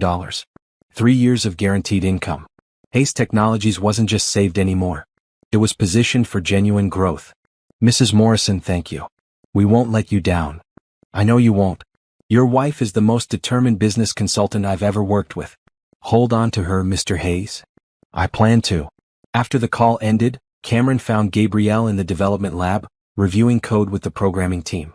She looked up when he entered, and the smile that lit her face when she saw him made something warm settle in his chest. Good news? She asked, reading his expression. The best. Patricia Morrison approved the full contract. $50 million, 3 years. The lab erupted in cheers. Developers high-fived, someone started playing celebration music, and Gabrielle crossed the room to Cameron with such joy in her eyes that he impulsively pulled her into a hug. She hugged him back, tight and fierce, and for a moment they just stood there, holding each other while their team celebrated around them. "We did it," she whispered against his shoulder. "You did it. We did it together." When they finally pulled apart, Cameron kept his hands on her shoulders. "There's going to be a company celebration tonight. Everyone's invited. Will you come as my wife, not just as my consultant?" Gabrielle's expression softened. "I'll come as both." That evening, Hayes Technologies' main conference room was transformed into a party venue. Employees filled the space, laughing and celebrating their survival and success. Music played, food and drinks flowed, and the atmosphere was electric with relief and possibility. Cameron stood at the front of the room and called for attention. 3 weeks ago, this company was on the verge of collapse, he began. "We were in debt, losing clients, and days away from foreclosure. I want to thank every person in this room for the incredible work you've done to turn that situation around. Your dedication, your creativity, your willingness to work insane hours to meet impossible deadlines. That's what saved us." Applause filled the room. "But I especially want to thank one person." Cameron looked directly at Gabrielle. "My wife, Gabrielle Hayes, came into my life at exactly the moment I needed someone who could see clearly what I'd been too close to notice. She challenged me, pushed this company to be better, and designed the Unity platform that just landed us the biggest contract in Hayes Technologies history. Gabrielle, would you come up here?" Gabrielle made her way to the front, her cheeks flushed with embarrassment and pride. "I have an announcement," Cameron continued. "Effective immediately, Gabrielle is being promoted from consultant to Chief Operating Officer of Hayes Technologies. She'll be overseeing all platform development, customer experience, and strategic partnerships." The room exploded in applause. Gabrielle looked at Cameron with wide eyes. "You didn't tell me you were going to do that," she said under her breath. "I wanted it to be a surprise. Do you accept?" "Of course I accept." As the party continued, employees approached Gabrielle to congratulate her and thank her for saving their jobs. Jennifer Chin, now VP of Customer Experience, gave her a heartfelt hug. "You changed my life," Jennifer said. "I was stuck in a dead-end position, and you saw potential in me that I didn't see in myself. Thank you. You earned that promotion through your own hard work," Gabrielle replied. "I just gave you the opportunity." Later, as the party wound down, Cameron and Gabrielle stood by the floor-to-ceiling windows, looking out at the Chicago skyline. The city sparkled with New Year's Eve preparations, lights reflecting off snow-covered buildings. "How are you feeling, CO Hayes?" Cameron asked. Terrified and exhilarated in equal measure. Gabrielle turned to face him. "Cameron, about what you asked before. About staying. You don't have to answer tonight." "I want to. I've been thinking about it constantly." She took a breath. "I'll stay. Not just because the job is incredible, although it is, but because this partnership we've built, it's the most real thing I've ever had. You see me clearly, all of me, and you still want me here. That's rare. That's worth holding on to." Cameron felt relief wash over him. "I'm glad. I don't know what this is between us, but I know I don't want to lose it." "Neither do I." They stood there in comfortable silence, watching the city prepare to celebrate a new year. The past month had been chaotic and stressful and absolutely transformative. They'd both changed, grown, discovered capabilities and connections they hadn't known were possible. The question was what came next. Over the following weeks, as they implemented the full tech-forward contract, Cameron and Gabrielle settled into a new rhythm. They were partners in every sense: business, legal, domestic. They shared morning coffee and late-night strategy sessions. They celebrated victories together and tackled problems as a unified team. But there was also an increasing tension, an awareness of each other that went beyond professional respect. Cameron noticed how Gabrielle's eyes lit up when she solved a complex problem. Gabrielle noticed how Cameron's rare smiles transformed his whole face. They were careful not to acknowledge it, afraid that naming it might ruin what they'd built. One evening in mid-January, as they worked late in the penthouse, Gabrielle looked up from her laptop to find Cameron watching her. "What?" she asked. "Nothing. I was just thinking about how different my life is now compared to 2 months ago." "Better or worse?" "Infinitely better. Complicated, but better." Gabrielle set aside her laptop. "Cameron, can I ask you something personal?" "Always." "Do you regret the way we started? The arrangement, the contract marriage?" Cameron considered the question carefully. "I regret that circumstances forced us both into a desperate situation. But I don't regret the outcome. If we'd met under normal circumstances, I probably would have been too cautious to hire you. You would have been too proud to accept help from someone like me. Our desperation gave us permission to take a risk on each other. I never thought about it that way. Sometimes the best things come from the worst situations. Not because the situation was good, but because it strips away all the pretense and fear and forces you to be honest about what you really need. Gabrielle felt tears prick her eyes. I needed you. I needed this job, this partnership, this chance to prove what I'm capable of. And I needed someone who would challenge me to be better than I was. Cameron moved to sit beside her on the couch. Gabrielle, I know our relationship started as a transaction. But it doesn't have to stay that way. We get to decide what this becomes. What do you want it to become? I want it to become whatever feels right for both of us. No pressure, no expectations. Just possibility. Gabrielle looked at this man who'd given her a second chance, who'd trusted her with his company, who'd become her partner in ways that had nothing to do with legal paperwork. She thought about all the reasons she'd learned not to trust people, not to believe in fairy tale endings. And then she thought about how Cameron had proven day after day that he was someone worth trusting. I'm scared, she admitted. I've never had anything like this before. I don't know how to do this without ruining it. Neither do I. So maybe we figure it out together the same way we figured out how to save your company. One day at a time, making decisions that feel right, course correcting when we make mistakes. That's a very analytical approach to a relationship. Cameron laughed. We're both analytical people. Why would our relationship be any different? Gabrielle found herself laughing too.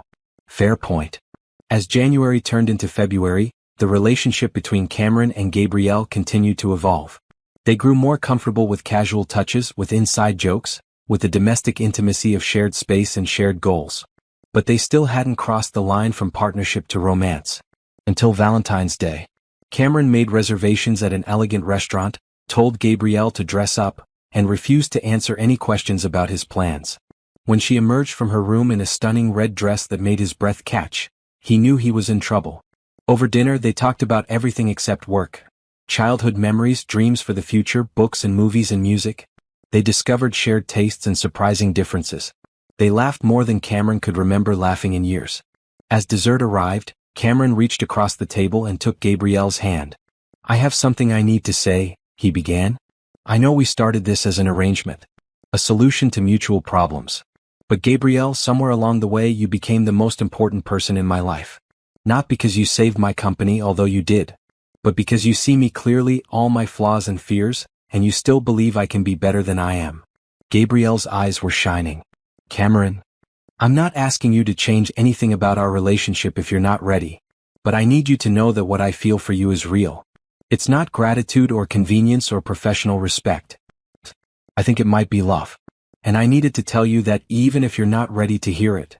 For a long moment, Gabrielle just looked at him, tears streaming silently down her face. Then she laughed, a sound caught between joy and disbelief.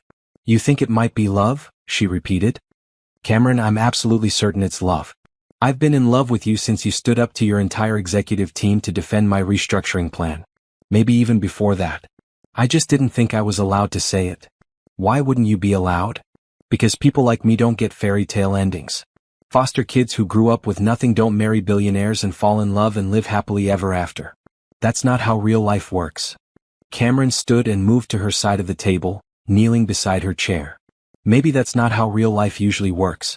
But maybe we get to write our own ending.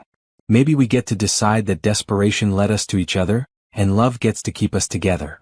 Gabrielle cupped his face in her hands. I love you. I'm terrified and completely sure at the same time, but I love you. I love you too. And I'm just as terrified, so we'll be scared together. He kissed her then, soft and tentative at first, then deeper as weeks of restrained attraction finally found release. When they finally pulled apart, both were breathless and smiling. Should we go home? Gabrielle whispered. Definitely. That night, their relationship finally became everything it had been building toward. Partnership, friendship, and romance all woven together into something neither had expected but both desperately needed. Are you rooting for Cameron and Gabrielle? Do you believe in second chances and love that grows from unexpected places? Comment below and subscribe so you don't miss the beautiful conclusion of their journey. Because what happens next will restore your faith in happy endings. 6 months passed. Hayes Technologies went from survival mode to genuine prosperity. The tech-forward contract was so successful that 3 more major corporations approached them for Unity platform implementations. Revenue increased by 340%. The company expanded, hiring back everyone they'd laid off and adding 50 new positions. Gabrielle thrived as CEO. She implemented innovative customer service protocols that became industry best practices. Under her leadership, Hayes Technologies won Most Innovative Tech Company from Business Insider and Best Workplace from Chicago Business Journal. Cameron and Gabrielle's relationship deepened in ways neither had imagined possible. They learned each other's rhythms, supported each other's ambitions, and built a genuine partnership that balanced professional collaboration with personal intimacy. But there was one conversation they'd been avoiding: what to do about their marriage. Legally, they were still married based on a contract that was supposed to be temporary. Emotionally, they were committed in ways that had nothing to do with paperwork. But they'd never actually discussed whether they wanted to stay married or get divorced and start over properly. In late June, Evelyn Hayes invited them to lunch. Over tea and sandwiches in her garden, she looked at them both with knowing eyes. "I want to talk about your marriage," she said bluntly. Cameron and Gabrielle exchanged nervous glances. "What about it?" Cameron asked. "I want to know if it's real. Not legally real, obviously it's that. But emotionally, spiritually real. Because if it is, I think we should have a proper celebration. And if it's not, we need to address that too." Gabrielle took a breath. "Evelyn, when Cameron and I got married, it was because we both desperately needed something the other could provide. A transaction, essentially. But somewhere along the way it became real. Very real. I love your grandson. I choose him every day not because of any contract, but because he's become the most important person in my life. And you, Cameron?" "Grandmother, marrying Gabrielle was the best decision I ever made. Yes, it started as a solution to a problem. But it became the foundation of everything good in my life. She's my partner, my best friend, and the person I want to spend every day with. That's as real as it gets." Evelyn smiled, her eyes soft with affection. "Then I think you should get married again. Properly this time. With a real ceremony, family and friends, vows that you write yourselves and mean with your whole hearts." "We're already married," Cameron pointed out. "You're legally married. I'm talking about a wedding. A celebration of the love you've built together. Your father and I renewed our vows 3 times during our marriage. Every renewal was a way of saying, I choose you again, knowing everything I know now. That's what I want for you both." Gabrielle felt tears gathering. The idea of marrying Cameron again, this time not out of desperation but out of love, felt overwhelmingly right. "I would like that," she said softly. Cameron reached for her hand. "So would I." They planned the wedding for Christmas Eve, exactly 1 year after their courthouse ceremony. This time there was no rush, no desperation. Just joy and anticipation. Gabrielle invited the few friends she'd made in Chicago and was surprised when Jennifer Chen insisted on being her maid of honor. Cameron invited business associates, employees, and distant relatives who'd grown closer over the past year. On Christmas Eve morning, Gabrielle stood in Evelyn's guest room, looking at herself in the mirror. Her wedding dress was elegant but simple, a flowing white gown with delicate beading. Nothing like the maroon business dress she'd worn to the courthouse. Evelyn came in holding a small box. "I wanted to give you this before the ceremony. It was my mother's and she gave it to me on my wedding day." Inside the box was a delicate silver bracelet with tiny charms. A compass, a key, a heart. "The compass to help you find your way," Evelyn explained. "The key because love opens doors you didn't know existed. And the heart because that's what you're giving each other today." Gabrielle hugged her mother-in-law, overwhelmed with gratitude. "Thank you. For everything. For pushing Cameron to find someone, for welcoming me into your family, for making me feel like I belong somewhere. You do belong, dear. You always did. You just needed to find the right place to land." The ceremony was held in Evelyn's beautifully decorated living room, the same room where they'd spent their first Christmas Eve together. But this time, instead of nervous strangers playing roles, they were genuinely in love. As Gabrielle walked down the makeshift aisle, Cameron's eyes filled with tears. She was beautiful, yes. But more than that, she was his. Not because of a contract, but because they'd chosen each other every day for a year. The officiant spoke about love that grows from unlikely beginnings, about partnerships built on trust and mutual respect. Then it was time for their vows. Cameron went first, his voice steady but emotional. "Gabrielle, 1 year ago today I married you because I was desperate and you were my only hope. Today I'm marrying you because you're my greatest joy. You challenged me to be better, pushed me to grow, and loved me even when I didn't deserve it. You saved my company, but more importantly, you saved me from a life of empty success. I promise to be your partner in all things, to support your dreams as fiercely as you've supported mine, and to choose you every day for the rest of my life. Gabrielle's hands were shaking as she began her vows. Cameron, I came into your life with nothing. No job, no home, no hope. You gave me all of those things. But the greatest gift you gave me was believing I was worth trusting with something you loved. You saw my potential before I saw it myself. You gave me room to be fully myself, flaws and intensity and all. I promised to be your partner, your advocate, and your biggest supporter. I promised to challenge you when you need it and comfort you when you don't. I promised to build a life with you that's based not on what we needed from each other, but on what we choose to give each other every day. They exchanged rings, different from the simple bands Cameron had bought in panic a year ago. These rings were custom-made with inscriptions inside, from desperation to devotion in Cameron's and from stranger to soulmate in Gabrielle's. When the officiant pronounced them husband and wife this time, Cameron kissed Gabrielle with all the love and passion that had been building for a year. The room erupted in applause and cheers. At the reception, speeches were made. Jennifer Chin talked about Gabrielle's transformative leadership and her genuine kindness. One of the developers shared how Gabrielle's Unity platform had not only saved jobs but created opportunities for innovation they'd never imagined. Evelyn's speech made everyone cry. I manipulated my grandson into finding a wife by Christmas, she admitted. I'm not proud of the manipulation, but I'm extraordinarily proud of the result. Cameron and Gabrielle, you took my desperate attempt at matchmaking and turned it into something beautiful. You proved that sometimes the best love stories don't start with romance. They start with mutual need and grow into mutual devotion. You are proof that second chances exist, that people can change, and that love is worth fighting for. As Cameron and Gabrielle danced their first dance as a married couple for the second time, he whispered in her ear, do you ever think about how differently this could have gone? All the time. If you'd hired a different consultant, if I'd responded to a different ad, if we'd been less desperate or more cautious. But we weren't. We were exactly desperate enough to take a crazy risk on each other. Best risk I ever took. Same.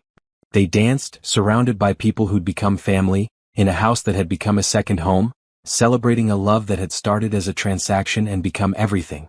Later that night, as they drove back to their penthouse, they'd bought a new place together, one that felt like theirs rather than just Cameron's. Gabrielle looked at her husband in the soft glow of Christmas lights lining the streets. Thank you, she said softly. For what? For seeing me. For trusting me.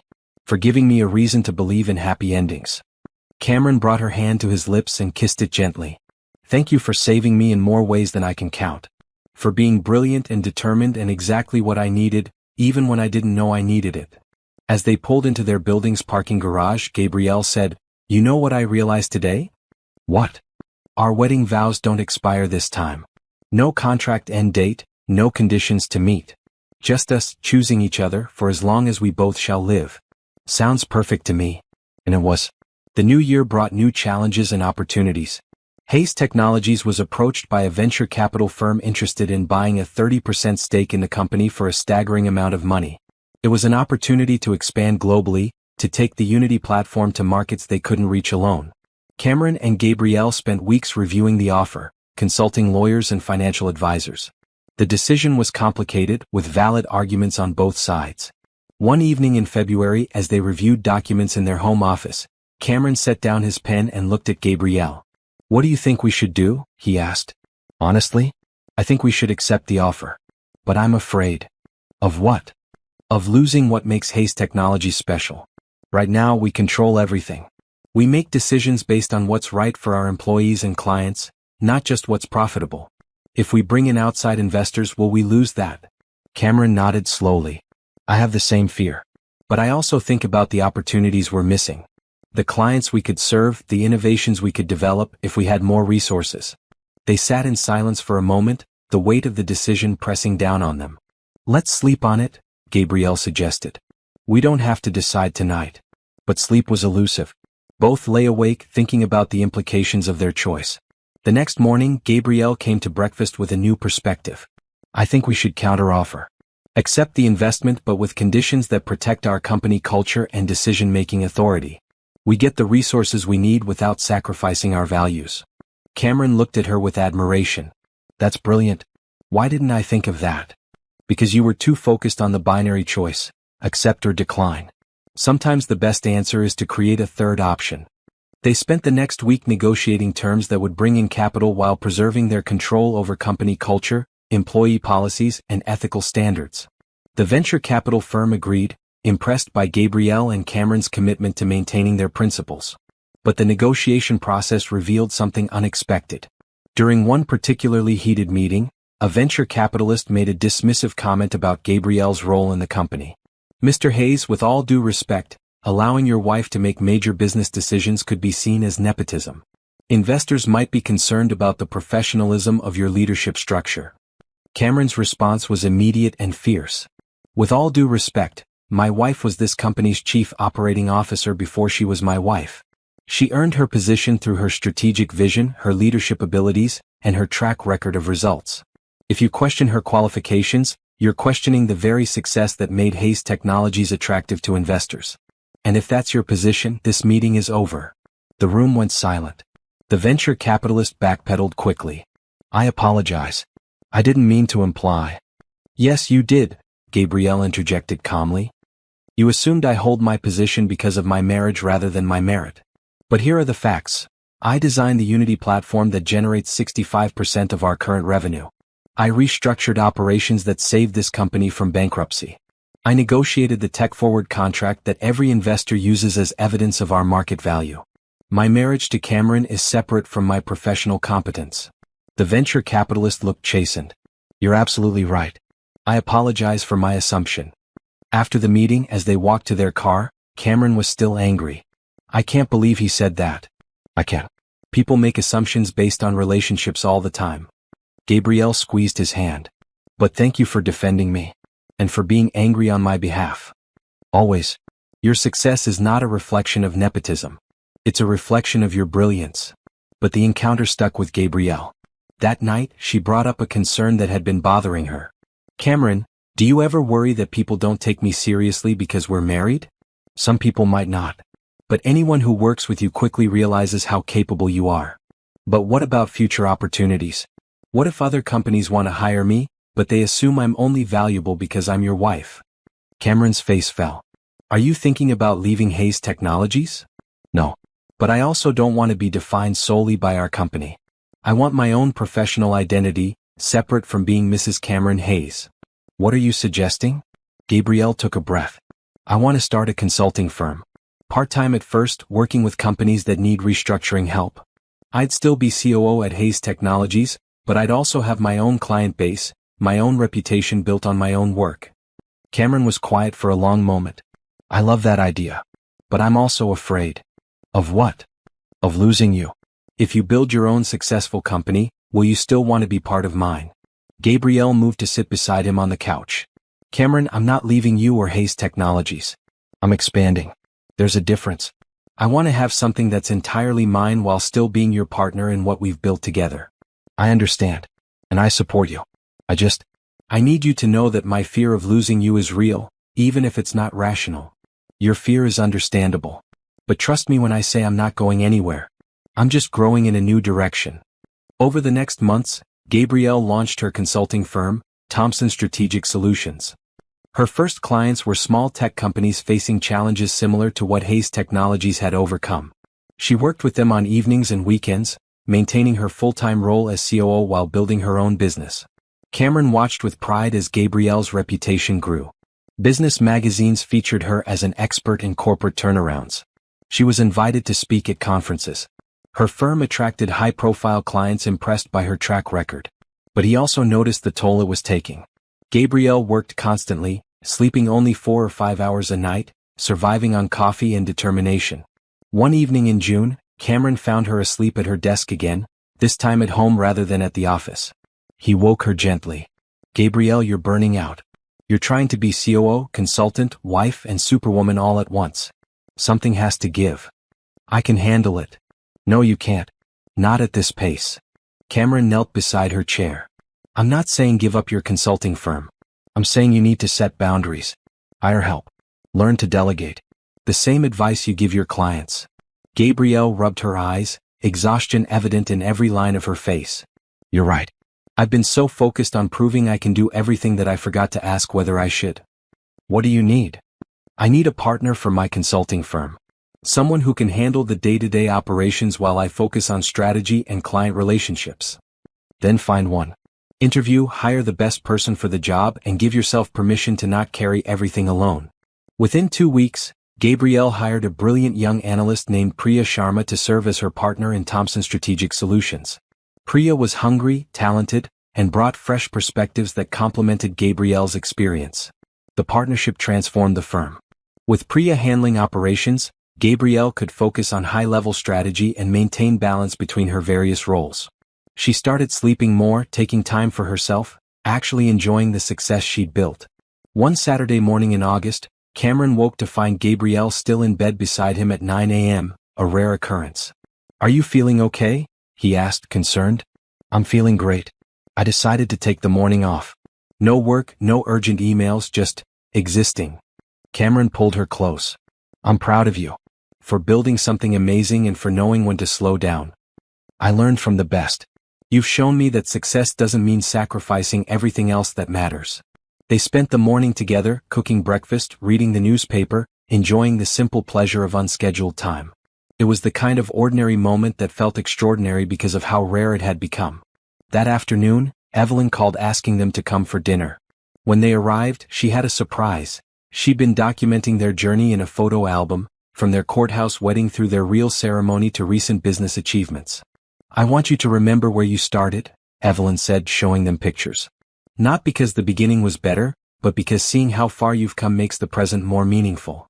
Looking at the photos, Gabrielle saw the journey clearly: 2 desperate strangers in a courthouse, becoming partners in business, then partners in life. Every photo showed their growing comfort with each other, their increasing happiness, their transformation from transaction to genuine love. "We look so different in these early pictures," she observed. "You look scared," Evelyn said bluntly. "Both of you. Scared of failing, scared of trusting each other, scared of hope." "And now?" Cameron asked. "Now you look like people who found exactly where they belong." As they drove home that night, Gabrielle thought about Evelyn's words. For someone who'd spent her whole life not belonging anywhere, the idea that she'd found her place was both comforting and slightly terrifying. "Do you ever worry that we're too happy?" she asked Cameron suddenly. "Like we've used up our quota of good luck?" "That's your foster care trauma talking," Cameron said gently. "You're waiting for the other shoe to drop because good things always got taken away from you as a child." "Maybe. Gabrielle, we earned this happiness.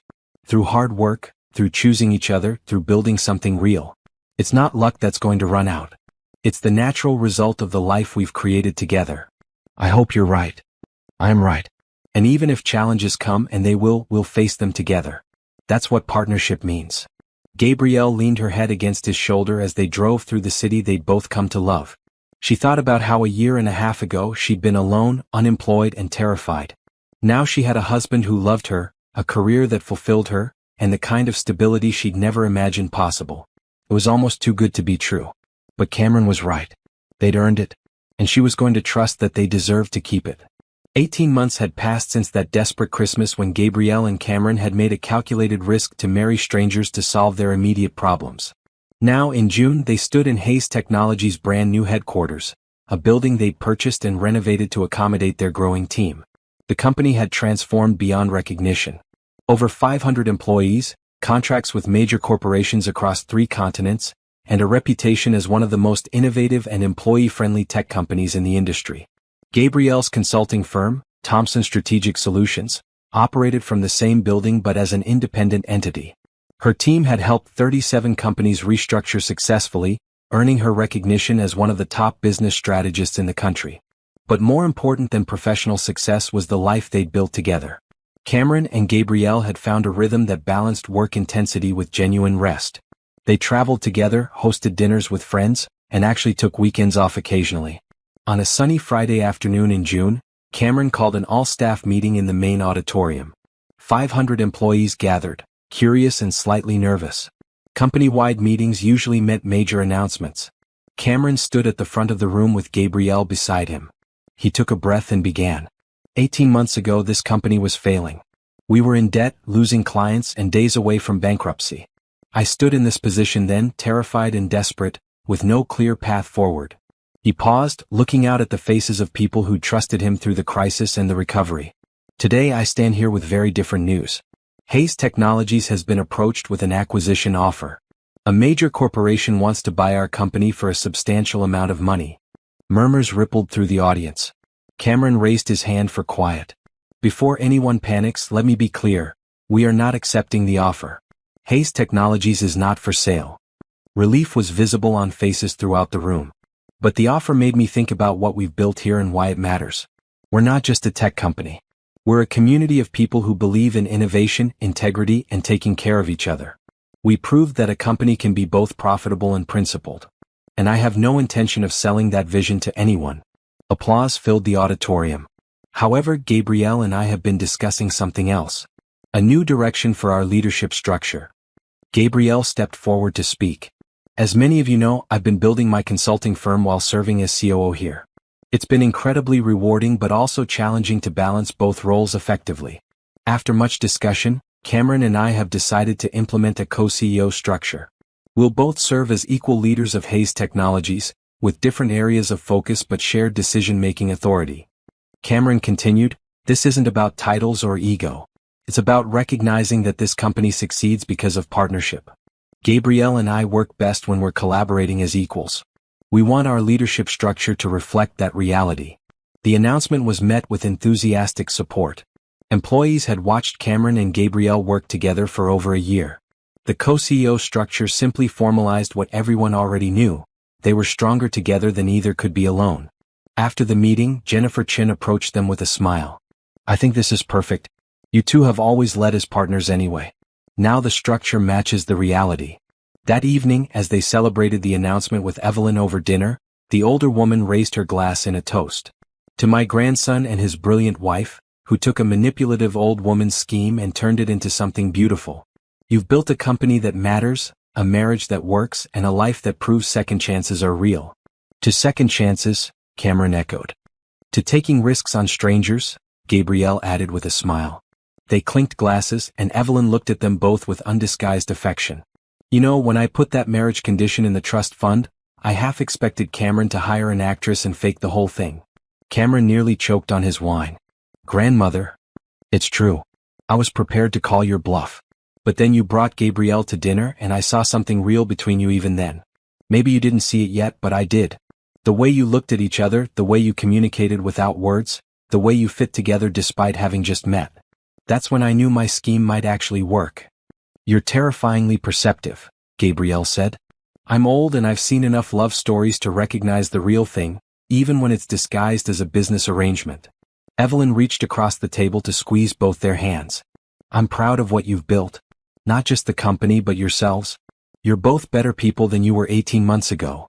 Later that night, Cameron and Gabrielle stood on the balcony of their penthouse, looking out at the Chicago skyline. It was the same view they'd had from Cameron's old apartment, but everything else had changed. "Do you remember standing here the first night you moved in?" Cameron asked. "You were so nervous and trying to hide it." "I remember. I kept thinking I'd made a terrible mistake, that this arrangement was going to blow up in my face. And instead I found everything I didn't know I was looking for. A partner, a purpose, a home." Cameron pulled her close, wrapping his arms around her from behind. "I love you. Not for saving my company, although you did. Not for being brilliant, although you are. I love you because you make me want to be better than I am. You challenge me and support me in equal measure. You're the best decision I ever made." Gabrielle turned in his arms to face him. "I love you because you saw potential in me when I couldn't see it myself. You gave me opportunities one never would have had otherwise. You believed in me when I was at my lowest point. You're the reason I believe in second chances." They kissed, soft and sweet, with all the time in the world because they weren't desperate anymore. They weren't strangers reaching for any solution that might save them. They were partners who'd built something real from the ashes of their separate desperation. "Should we go inside?" Gabrielle asked eventually. "It's getting cold." "In a minute. I want to remember this moment. This view, this feeling, knowing that everything we have, we built together." So they stood there a while longer, watching the city lights, comfortable in silence and in each other's presence. The next morning, a Saturday, they allowed themselves the luxury of sleeping in. When they finally emerged from their bedroom, Gabrielle made coffee while Cameron cooked breakfast, a domestic rhythm they'd perfected over months of practice. "What should we do today?" Cameron asked, setting scrambled eggs on the table. "I was thinking we could just, nothing. No work, no obligations, just exist together. That sounds perfect. They spent the day doing ordinary things. Reading, watching movies, taking a walk through the park. It was the kind of day that would seem boring to anyone else but felt precious to them because of how hard they'd worked to earn this peace. That evening, as they settled on the couch with wine and snacks, Gabrielle said, "I want to talk about the future." "Okay. What about it?" "We've been so focused on saving the company and building our careers that we haven't talked about other things. Like whether we want children or where we want to live long term, or what our life looks like in 10 years. Cameron set down his wine glass. "What do you want?" "I want children. Not right now, but eventually. I want to give a child the stable, loving home I never had." Gabrielle's voice was soft but certain. "And I want to keep working, to have a career that matters to me. I want both if that's possible." "It's possible. And for what it's worth, I want children too. I want to be the kind of father mine was, present, supportive, proud of his family." Cameron took her hand. "I want to build a life with you that includes both our professional ambitions and our personal dreams. What about where we live? This penthouse is beautiful, but it's not really a family home. Then we find a home that works for the family we want to build. A house with a yard in a good school district, where our kids can grow up with the kind of stability we both needed." They spent the rest of the evening talking about the future they wanted to create together. Children, maybe 2 or 3. A house in the suburbs but close enough to the city for work. Continuing to grow their businesses while also being present for their family. Travel, adventure, building a life rich in both professional success and personal fulfillment. As midnight approached, Cameron looked at Gabrielle and felt overwhelming gratitude. 18 months ago, he'd placed a desperate advertisement looking for a temporary solution to a complex problem. He'd expected to find someone willing to play a role for a paycheck. Instead, he'd found a partner who challenged him to be better. A brilliant strategist who saved his company. A woman who became his best friend, his lover, his equal in all things. A person who transformed his life in ways he could never have predicted. "What are you thinking about?" Gabrielle asked, noticing his expression. "About how the best things in my life came from the worst moment. About how desperation led me to make a crazy decision that turned out to be the smartest thing I ever did. You know what I think about sometimes? What if I hadn't responded to your advertisement? What if I'd been too proud or too scared to take that risk? Then we both would have lost out on this. On us." "Exactly. Which is why I believe everything happens for a reason. Not because some cosmic force planned it, but because sometimes desperation gives us the courage to take risks we'd normally avoid. And sometimes those risks lead us exactly where we need to be." Cameron kissed her forehead. "I'm glad we were both desperate enough to be brave." "Me too." As they prepared for bed that night, Gabrielle thought about the journey that had brought them here. From a desperate email response to a stranger's advertisement, to a courthouse wedding, to a real marriage built on genuine love. From unemployment and bankruptcy to professional success and financial stability. From 2 people alone in the world to a partnership that made them both stronger. She thought about the foster child she'd been, the one who never believed in fairy tales or happy endings. And she thought about the woman she'd become, who'd learned that happy endings were possible if you were willing to work for them. Cameron came up behind her as she stood at the bathroom mirror, wrapping his arms around her waist. "Ready for bed?" "Ready for whatever comes next," she corrected. "As long as it's with you. Always with me. That's the deal we made, remember? For better or worse, richer or poorer, in sickness and in health." "I remember. And unlike our first wedding, I actually mean those vows now." "So do I." "Every word." They climbed into bed, and as Gabrielle settled into Cameron's arms, she felt a peace she'd never known was possible. This was home. Not the penthouse, not the city, but this person beside her, this partnership they'd built, this love that had grown from the most unlikely beginning. Outside, Chicago sparkled in the summer night. Inside, 2 people who'd found each other through desperation slept peacefully, knowing they'd built something real, something lasting, something worth all the risk and fear it had taken to get here. Their story had started with a desperate advertisement and a calculated risk. But it had become a testament to second chances, to the power of partnership, and to the reality that sometimes the best love stories don't start with romance. Sometimes they start with mutual need and grow into mutual devotion. Sometimes they start with strangers and end with soulmates. Sometimes they start with a business arrangement and become the realest thing in your life. And sometimes, if you're very lucky and very brave, they start with desperation and end with exactly the love you never knew you needed.